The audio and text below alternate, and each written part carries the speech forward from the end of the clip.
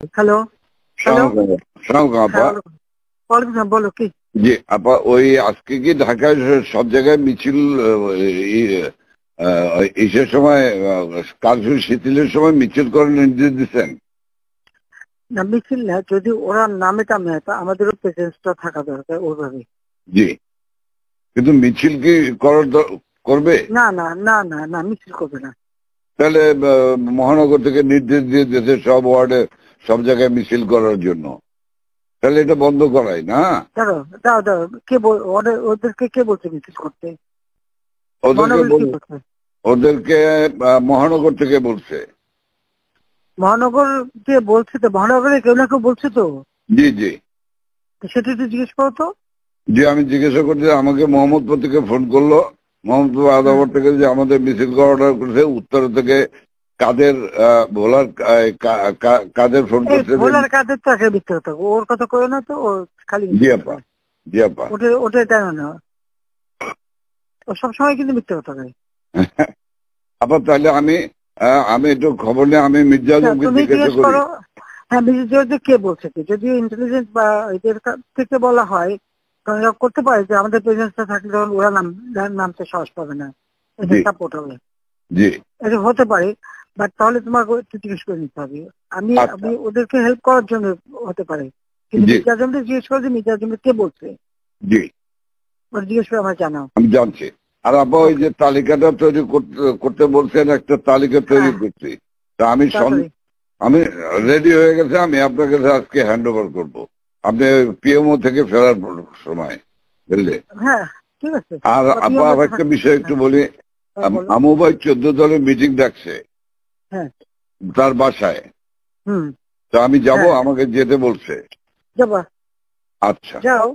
জি কারণ সেদিন তো এটা খুব আমাদের ভালো হয়েছে, ওদেরকে ইনভলভ করে যে করলাম না, নাহলে তো জি, মানে নামাইছে এটা একটা বিশাল কাজ হয়েছে আপা। এবং তাদেরকে ওই সময়টাই কারফিউর কথা সিদ্ধান্ত নেওয়ায় ব্যাপারটা খুব ওভারঅল হয়ে গেছে। খুব ঐতিহাসিক ভালো কাজ হয়েছে।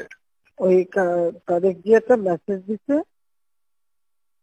সবাইকে যে যার যা কিছু আছে সব তো বঙ্গবন্ধুর কথা এখন নকল করে। জি জি সবাই জি, মানে আন্দোলন চালায় যাও, 2 দিন কন্টিনিউ করতে পারলে আর এই গভর্নমেন্ট থাকবে না। থাকবে না। জি, হ্যাঁ, তো এটা সে সবাইকে বলছি। এখন তো তোমার আমি একটা কথা বলি, তোমার তোমার এই যে বিহারির, তুমি আমাকে যেটা বলবো সত্যি কথা বলবো। জি বলবো। তোমার ওই মোহাম্মদপুরে যে বিহারি পড়ছিল, ওদের ওদের ভূমিকাটা কি? ওদের ভূমিকা ভালো আপা। শুধু এখানে সেন্টু কমিশনার আছে একটা, এই যে কালপিট জাতীয় পার্টির, হ্যাঁ, ও একটা কালপিট, ওর সঙ্গে কয়েকটা ছেলে আছে জাতীয় পার্টির সঙ্গে। ও তো ওই এলাকার কাউন্সিলর, ওর কাছ থেকে বেনিফিট নেয়। এই ছেলে, এই গুটি কয়েক ছেলে, ধরেন 15-20টা ছেলে, তারা সব আমাদের পক্ষে ছিল। আজকে তাহলে ওরা আজকে পিক আপ করতে হবে। সেন্টু হলো সমস্ত রুট, মানে রুট অফ অল ইভিলস।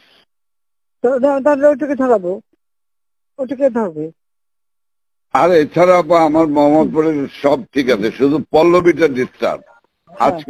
আজকে ওরা সব ক্যাম্পে নিয়ে পল্লবী সব নিয়ে মিটিং করতেছে।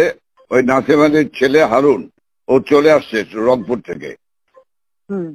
ও চলে আসছে, ও মিটিং করতেছে আজকে, আইসা ও স্টেটমেন্ট করবে একটা। আমি বলছি তোমরা স্টেটমেন্ট করো।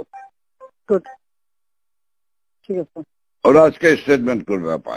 কিন্তু সেন্টুরে ধরলে তো আবার জাতীয় পার্টি চাপবে। চুপ করো, জাতীয় পার্টির ক্ষেত্রে আমাদের কি আসে যায়? আচ্ছা, বাহ, আমার জাতীয় পার্টিতে আর কত দরকার নেই পার্টির।